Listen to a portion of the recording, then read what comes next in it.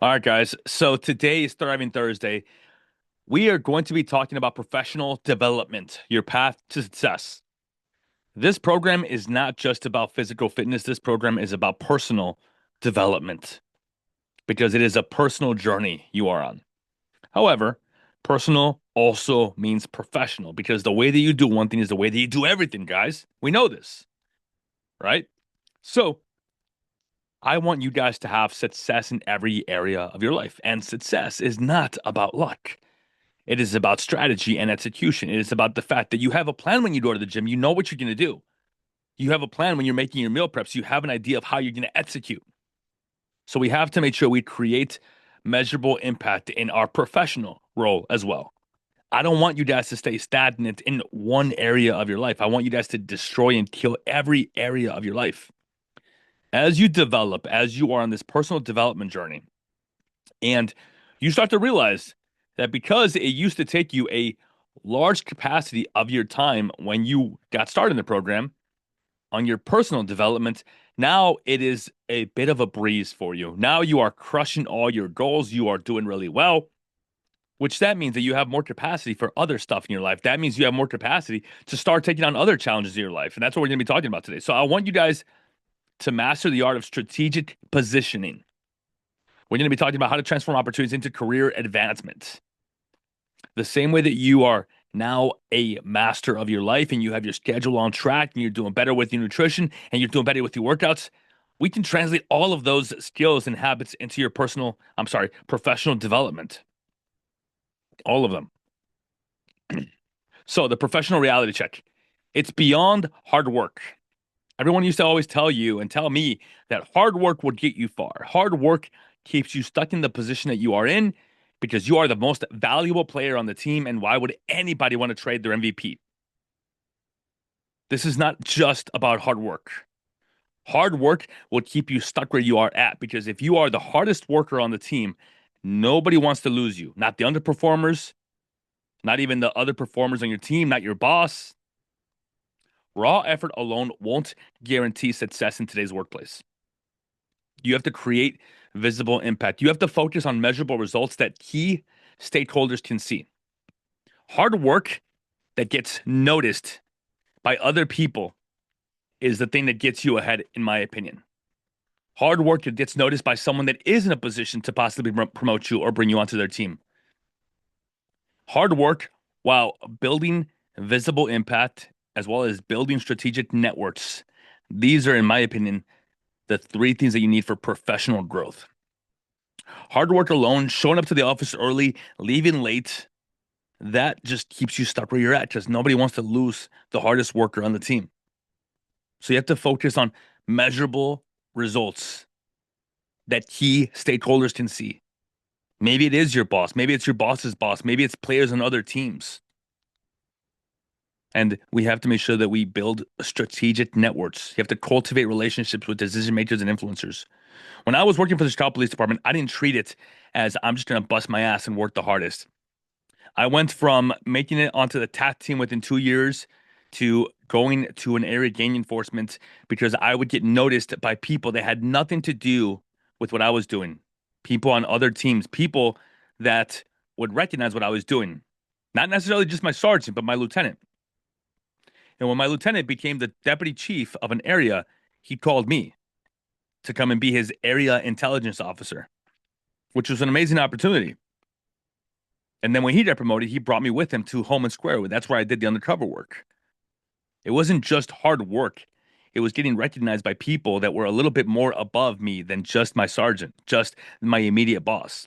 We have to cultivate relationships with decision makers and influencers, people that have an influence over your job, over what's happening in the company, over whatever you're doing, whether you're a teacher, whether you're a nurse. There are key decision makers and influencers that want to put you in a place to make them look good.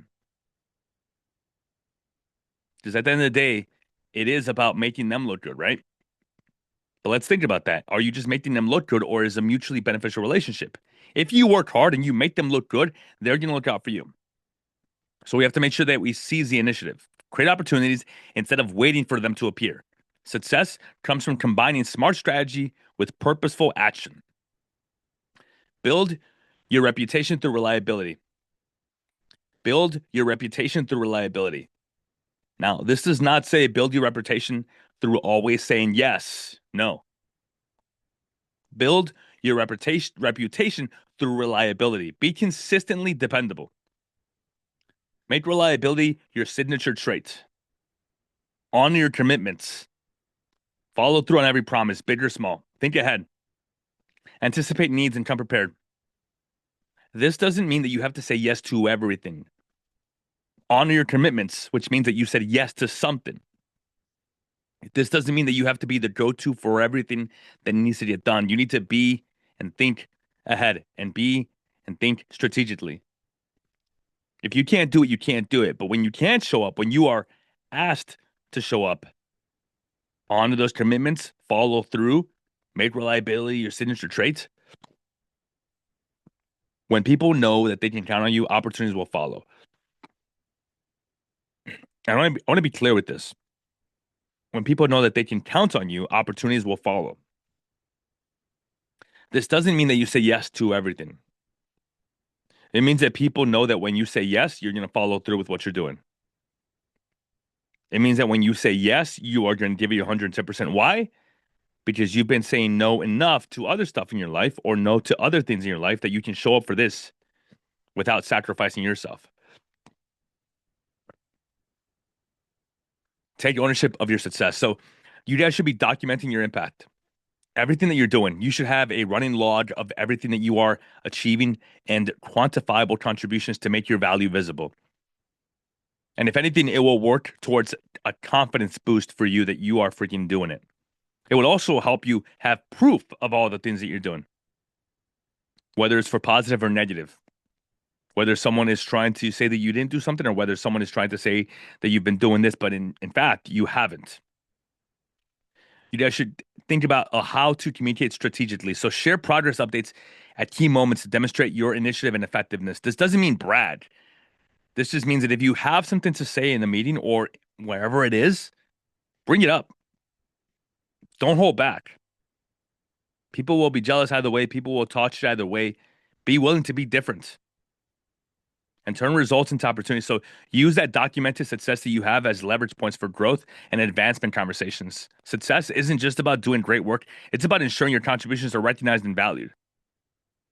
Your immediate supervisor may not be the person that you need to impress. But guess what? The work that you do should eventually get to higher and higher levels. Having a good attitude matters. Being likable, believe it or not, matters. So make sure you guys are documenting everything that you're doing. Not because you feel like you need proof, but because you're proud of everything that you've been working at. And because it'll actually show you that the hard work you're doing is helping. It's the same way as going to the gym and tracking everything that you're doing. It's the same way as doing your check-ins. Track all the hard work that you do at work. Because it will help not only with confidence, but it will help with proof that you did what you were trying to do. So, strategic negotiation in the workplace. So I want you guys to spot daily opportunities. Spot daily opportunities to shine. Recognize negotiation moments in everyday interactions, from project timelines to resource allocation. Everything is a negotiation. Everything is an opportunity. Don't go out of your way to put yourself and stretch yourself super thin. But if you can find an opportunity in your day where you can show up because it is within your capabilities, make it happen. Make it happen. Frame solutions. Present proposals that address both your goals and your counterpart's needs to create mutual benefits. This applies everywhere, whether it's corporate, whether you're a teacher, whether you're a nurse, whether you're a cop. This applies everywhere. Present the solution. Don't just present the problem. Present the solution that will help both your counterpart and you. Your counterpart might be another teacher. Your counterpart might be someone in a different company. Your counterpart might be someone they have to negotiate with. Another agency, another company, another department head. Present solutions. And I want you guys to really think about how to do it in a way that is not just win-win, but let them feel good about it. Let them feel like it was almost their idea. Like, I wonder, hey, what do you think about this? Stroke their ego a little bit. At the end of the day, If they can benefit from something that you present, they're going to want to keep you around. Maybe you can be an asset to their team and you will shine through either way. Maybe in the past, you've been burned because someone takes credit for your work. At the end of the day, that is not a reason to stop doing the work. That is a reason to keep showing up so much that people eventually will see your work as signature work and they will recognize it wherever it is, and no one can take credit for it. Build alliances. Develop relationships before you need them. Strong networks lead to smoother negotiations. Everywhere that I ever went, in any place that I ever went, I always want to get to know the district commander, the desk sergeant, the TAC lieutenant, because I knew that eventually I might need these relationships. And when I got to Home and Square and I had to ask a district for help with this or that, or I had to ask for a car for a search, or I had to ask for anything, I would go there. And before I even had a chance to talk to them, they knew who I was because they remembered me from an interaction that I had with them 3, 4, 5 years ago. People will remember, and it was an alliance that I built. I developed a relationship before I even needed it. Strong networks lead to smoother negotiations. Eventually, you might need something from a different department head, or eventually you might need something from a different person in your workplace. Build alliances, and building alliances might be as simple as just having a conversation, asking someone how they're doing, having a joke with someone. You don't have to build a alliance in a way that is understood by everybody else. Trust me, people will understand that you're building alliances with them by being someone that is likable, being someone that someone can talk to, being approachable. And when you do need something, or when they need something, they know that they can come to you and talk to you, and vice versa. Effective communication. So be clear and concise. Reduce rambling with focused, impactful messages that get to the point. Ask strategic questions. Show insight by asking questions that drive to the heart of the business objectives. Listen actively. Build trust by giving others your full attention and acknowledging their perspectives. Master these communication fundamentals to increase your influence and impact. So let's talk about these. Be clear and concise. We beat around the bush a lot because we feel like we can't be clear and concise with someone because everyone thinks that they're going to be misunderstood. Think tactfully and think before you speak. Yes, absolutely, but you can still be clear and concise. People appreciate not necessarily directness, but people appreciate clarity. People appreciate clarity. Show insight by asking questions that drive to the heart of business objectives. Show that you understand what's happening by asking questions that other people are too afraid to ask. When you are working with someone, when you are trying to learn from someone, you can ask questions that are going to prompt them to think about it in a different way. And this is in every area of your life, not just at work.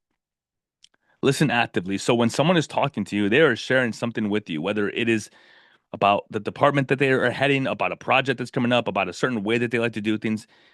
When you listen and they know that you are truly listening, you're going to build trust.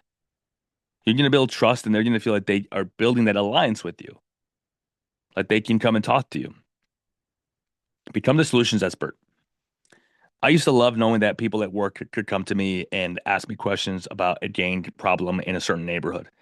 I used to love knowing that when someone had a search warrant question that they could come to me and ask me about X, Y, or Z because I was the solutions expert. I would produce and I didn't care what it would take. Right? So the way that I created this is because I always, always, always made sure that my actions and my results kind of spoke for themselves. So you have to make sure that you guys think in kind of a circular motion that whatever you create, whatever you put out, whatever the world sees, people will see it and they will start thinking about that as you. So solve and propose. Don't just identify issues, actively develop and present solutions. If you see that there's a problem at work and you understand that maybe you can solve it, think about how to speak up properly. Don't take someone's thunder. Don't put yourself in a position that's going to make someone else look bad. But just see if there's something you can do or something that you can present that might be the solution to that problem without trying to steal anyone's thunder. Because people will take that personally. Optimize processes. So spot workflow bottlenecks and drive improvements. If you can be the go-to on a certain area where there's an issue, people will start to look at you as a solution. Now, is there going to be haters? Yes, absolutely. You're going to ruffle some feathers. People are going to get upset because guess what? Maybe you made their life a little bit harder. I think that that is a okay trade-off in my opinion. Is it perfect? No. Do I want you to make enemies? No, but they're not enemies. They're not. They're just people that maybe don't understand or don't appreciate their job getting a little bit harder because you're trying to kind of master your professional development, and that's okay. They're not enemies. They're just people who don't understand the process. That's all. And then deliver impact. Create solutions that save time, money, and resources. If you can do that, like I said, you will build alliances. The right people at your work will notice, and you hopefully will get that promotion or move to a different team or given different responsibilities. Or maybe you just take these skills and eventually use them somewhere else. A lot of the skills that I've learned over the last 10 years, I'm still learning how to apply them right now, today, into this business that I'm in. I'm not writing search warrants anymore. I'm not knocking down doors. I'm not buying heroin on the west side of Chicago, but I'm still learning how to use the things that I've learned over the past 10 years in my day to day here. So build your professional network, create your values first, create value first, always deliver the value first. Focus on how you can help others succeed before asking for support. Connect strategically, build meaningful relationships with mentors and key decision makers in your field. Maintain relationships. Nurture your network by staying engaged and providing consistent value. Always, always, always consider how you can deliver value first. If you work on delivering value first without waiting for something to be given back to you, you're going to start to make these deposits. And as you make deposits, as you keep giving value and value and value, the right people will start to notice. And there might be a night when you go home and you're like, man, this person took credit for my work again. That might happen. Yeah, it does. But I promise you, once that person gets asked, did you make this? Or they start looking at the work that you're creating, the right people will eventually notice. You can only fake the funk for so long. So just find any way in your career field that you can deliver value. Just deliver value. Connect strategically. Build meaningful relationships with mentors and key decision makers in your field. This means that yes, you can talk to the freaking boss's boss during lunch. Yes, you can make sure that you are so valuable that your boss's boss wants to ask you a question. And that doesn't make your boss look bad. That makes your boss look smart because he has you on his team or her team. Rub elbows with the right people. Make sure that you are willing to put yourself in the room. You guys have been working on your personal development for so long. You guys should be in a headspace where you guys can start thinking about how can I start changing my professional life a little bit? How can I start applying some of these things into my professional life? How can I make sure that when I put my name into the hat for that promotion, my name goes to the top of that list because of all the value that I provided? We all know that it is much more about playing the game than we think it is. And the people that hate that, the people that talk shit about like, well, so and so knows so and so, so they're going to get the promotion. They're the people that are not willing to work hard enough to get into that room. Because it's not that so and so knows so and so. It's just that so and so delivered value. So and so built a relationship. And so became so valuable in that relationship that they want to put that person into that position because they know that he can deliver or she can deliver. It is about relationships. It is. It's not that so and so is kissing ass. It's just that so and so is working hard, and people want to say that so and so is kissing ass just because they don't want to do the work. So just remember that and don't take it personally. Trust me. I did 10 years in the police department. I got to do some of the coolest stuff, and there was definitely people that didn't like me, and that's okay because I got to do the cool stuff that everybody always wanted to do. And I didn't leave any stone unturned. I did everything that I ever wanted to do there. Search warrants, undercover work, everything. Why? Because I became so valuable that Chief Cato, who almost became the superintendent, everywhere he went, he pulled me with him because I became valuable on my sergeant's team. And every time Cato needed anything, he called on me. And eventually he got promoted. And guess what he wanted? He wanted people around him that would make him look good so he can get promoted again. And there's nothing wrong with that. You're not getting used, you're getting positioned into better places. It's all about mindset. It's all about mindset. If you deliver value and you consistently make sure that you show up, people will see the value that you have and they will want to position you for them to look good because then you will look good as well. And trust me, they're going to want to keep you around. We talked about this. Work with intention. Top performers achieve more through deliberate focus. When you guys are at work, be at work. Don't be on your phone scrolling. Be intentional. Treat it like a freaking workout. Find out the best way to get the best results. Optimize everything. Look at your schedule. Where are you wasting time? Block some deep work time. If you know that when you're at work, you work the very best from 10 a.m. to noon, that's the time that you gotta zone out from the rest of the world and freaking show up. If you know that you're gonna take your lunch break and you want to set boundaries, you want to make sure you get your walk in and your lunch, then do that. But then the rest of the day, you have to find a time to make sure you're optimal. So, like, make sure that you're showing up to the best of your ability because that's how you provide value. And protect your time. Protect your time, which means, like, don't waste your time at work and then have to take your work home. If you find yourself having to take your work home and you normally don't do that or you don't want to do that anymore, there's a reason it's happening. Maybe you have to. I don't know. Maybe you're a teacher. Maybe that's just the way it is. But at the same time, if you can find time to do stuff that you can do at other times of your day during your work hours, why not do it? Because I know we find time to be on social media during work hours. So protect your time and make sure that you are confidently declining things that don't align with your priorities. You don't have to go for that 1.5 hour lunch if you know that you're trying to work on a certification that you have to study for and you haven't been studying for it because you got to make time for it. You don't have to take that lunch outside of the office to make sure you're driving all over the place when you can stay right there at your desk and maybe get your steps in by yourself afterwards. Make sure that you guys are working hard when you're at work. Make sure there's no doubt of whether or not you are giving it everything that you have when you're at work. Take your coffee break. Sure, yes, go for that walk. There's nothing wrong with that. But are you giving it everything you have when you are supposed to be dedicated to your work? Because only you can answer that. Nobody else. Not your boss. Nobody else. Only you. So we talked about meetings already. Get comfortable asking for help. So I want you guys to remember that being vulnerable is not a weakness, right? So you should get comfortable asking for help. You should get comfortable being willing to speak up and ask for help. You should get comfortable being willing to speak up and ask for help. Like you're going to start to create partners that are also asking the same questions. And that partner one day might find themselves in a position to be on a team and they need someone with them. And maybe that'll be you.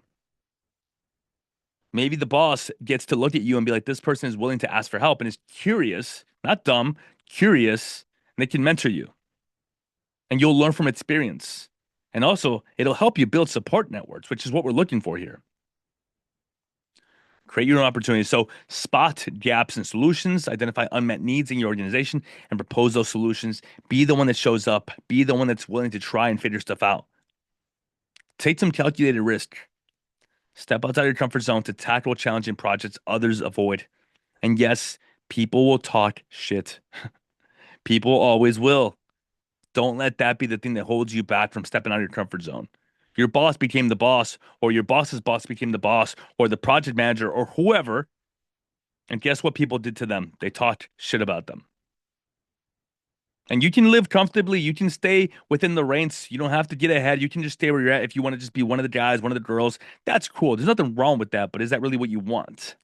Or do you want to be the head nurse? Do you want to be the head teacher? Do you want to be the principal? Do you want to be something X, Y, or Z? You name it, whatever it is. Because if you want more, then you have to do the more. You have to be comfortable with people being a little bit ruffled at the fact that you're stepping out of your comfort zone. It's easy to be the freaking pawn. It takes a lot of work to get to be the freaking knight or the queen or the king. It takes a lot of work. So build your influence by doing these things and taking these calculated risks, thinking about what you're going to be doing better and right, and step out of your goddamn comfort zone, guys. Talked about this. Here we go. Take ownership. So honor the commitments that you're making and address those mistakes directly. So if a mistake is made because you committed to something and it didn't go as planned, that's okay. Own it. Own it. Celebrate others. When people do really well, celebrate them. Build trust by recognizing team contributions openly. Build consistency by establishing trust through reliable actions and transparency.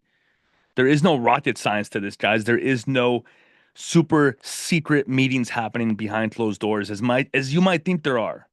Sure, there are way up ahead, but at the end of the day, if you keep showing up at your job and you keep being valuable, you keep being reliable, they're going to want to position you in a place to either make them more money, to either have less mistakes in the job or in the workplace, to help with the effectiveness of the school or the business or the hospital or whatever area you're in. They want to look better. They want to make sure that they can position the right people in the right places.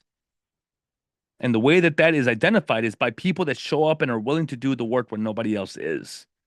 Set boundaries. Don't work when you don't have to. But maybe you're in that season. Maybe right now you're in that season where you're showing up to the gym, you're eating the right foods, and now that you want the professional development that you're trying to work towards, maybe this is that time when you start showing up to work a little bit earlier, making sure that people see that you're putting in the effort, making sure that you're asking questions, inviting your boss out to lunch, networking with the right people, showing up when it matters.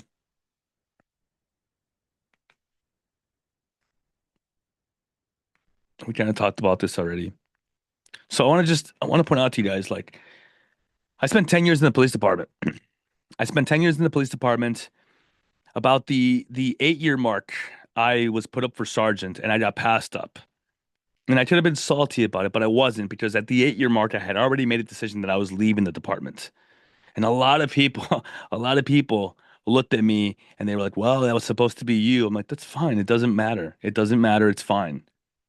People love to try and make you feel as if you got passed up for something. Don't let people's words change your behaviors. Don't let people's emotions, don't let people's opinions change your behaviors.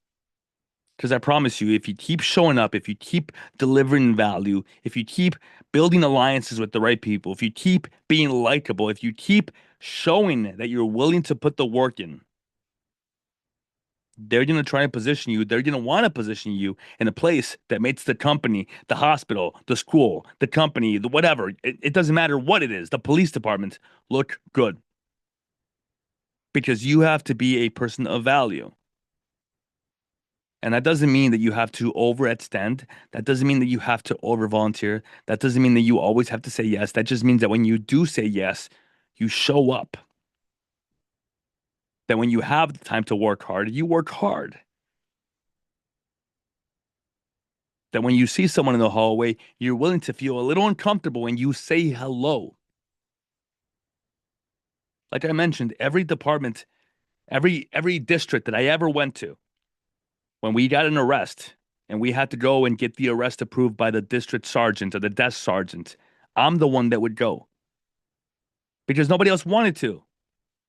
And I got into the habit of making sure that every district knew who I was, or at least had an idea of who I was just by my image, because there's 1,000 Perez's in the police department. But I went up there and I got the arrest approved and I was likable. I would compliment them. I would have a conversation with them. And yes, it would drain me a little bit. It took energy, but guess what? We didn't have problems with districts. It was easy. We were maneuverable. We could go to any district in the city and work there. And there are people that can't do that. There are people that literally would say, no, we can't take this opportunity because we don't work well in that district. How crazy is that? How crazy would it be for you to be saying that, no, I can't do this because I don't get along with that person in that department? There's an opportunity there, but it seems overwhelming because in the past, maybe you haven't operated properly. How crazy is it that there's something that might be this door opening opportunity for you, but because you're a little uncomfortable talking to people, you won't put yourself out there? I get it. It's hard, but what's harder, staying in the same position?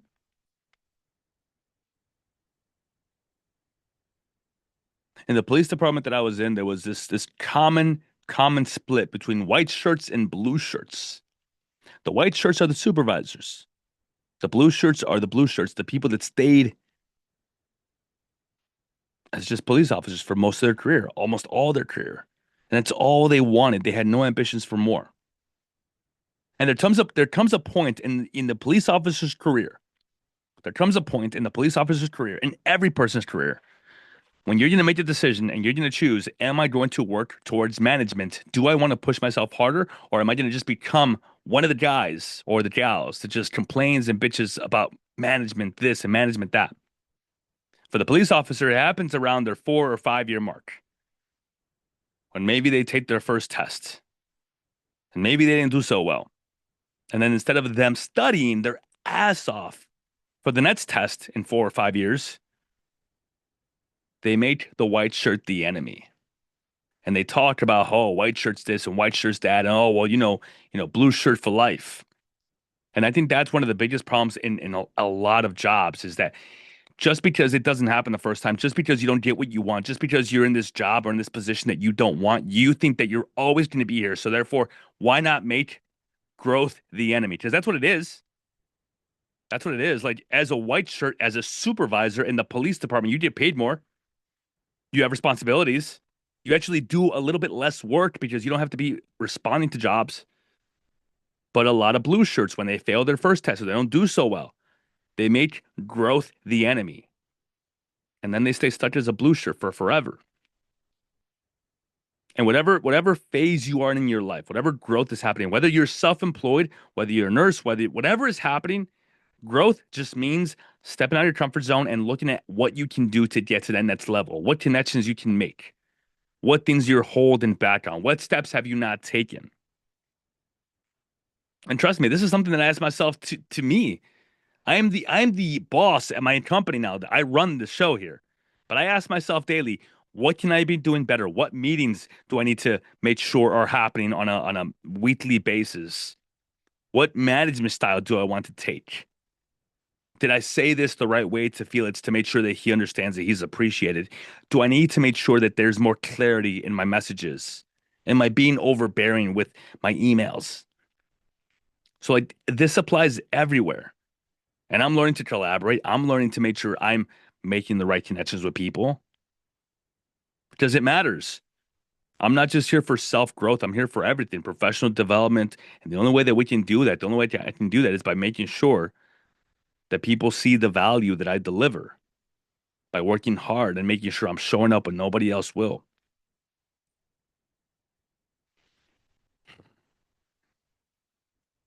I hope you guys got some value from today. I know that Steve could not make it today. He had an emergency, but I really actually prefer that I'm the one that did this for now, just because I like to talk about this stuff.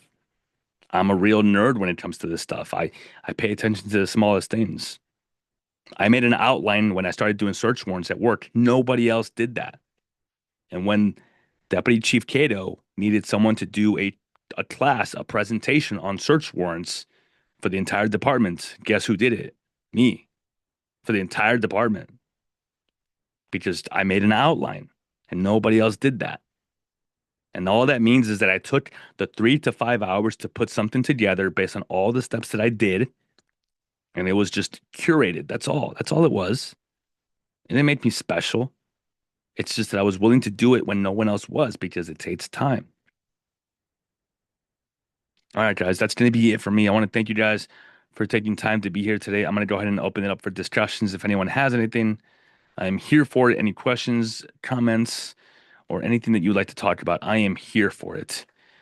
And I want to challenge you guys to just ask questions because maybe you have something in your head that you want to ask and you don't do it. You'll never find out what my opinion is or what someone else has to give you on value if we never ask, right? So go ahead, guys.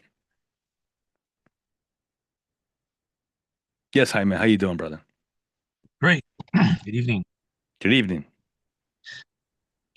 With this class, this reminded me a lot of when when I was drilling and not on the active duty side. I would have this green notebook.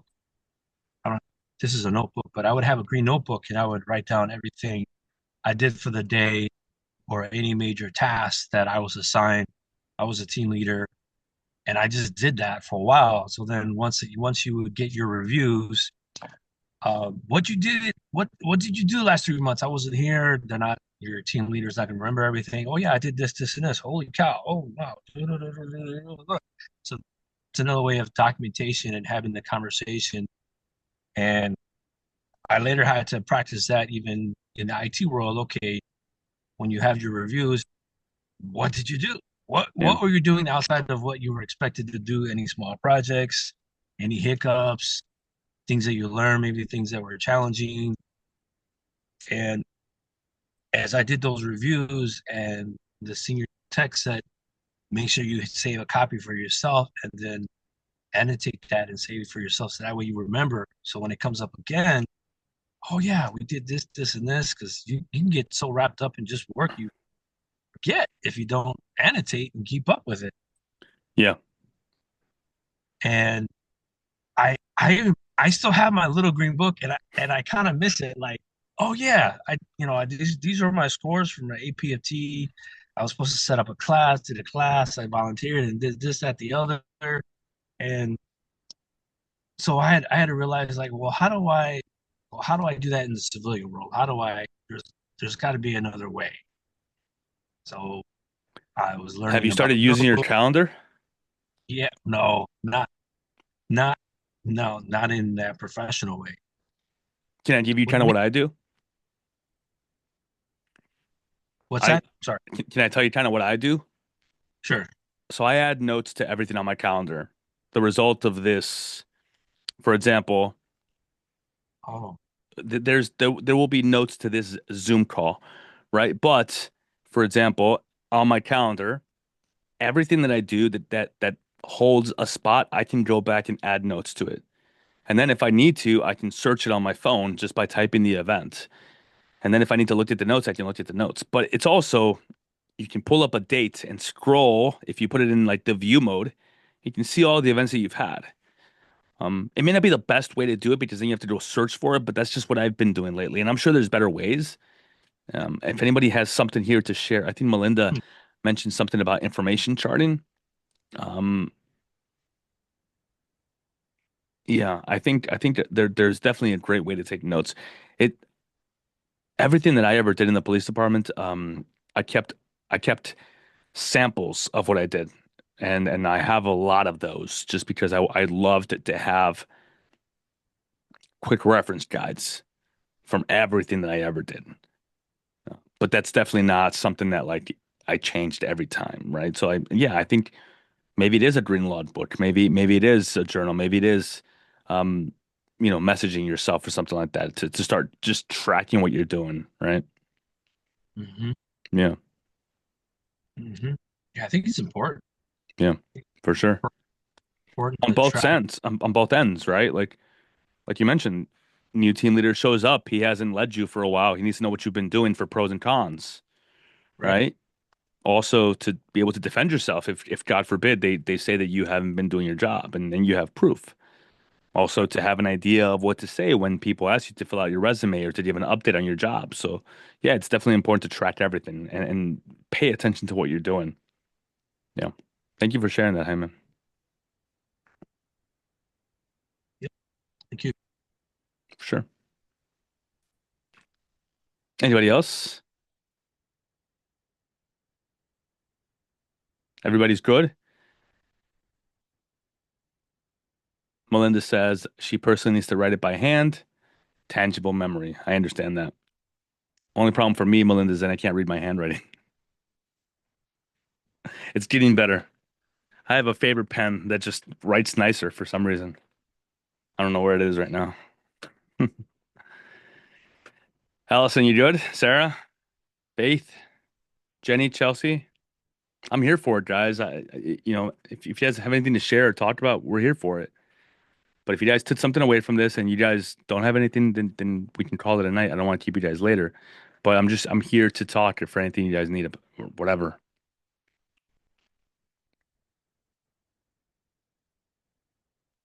Everybody's good? Everybody's quiet tonight. This is a quiet one. All right, guys. Well, we'll call it a night. I hope you guys got some value. Take yourselves off mute, say goodnight. Let me at least hear you say goodnight, Let us know, Good chat. night, Night, Good everybody. night. everybody. Bye. Drink that water.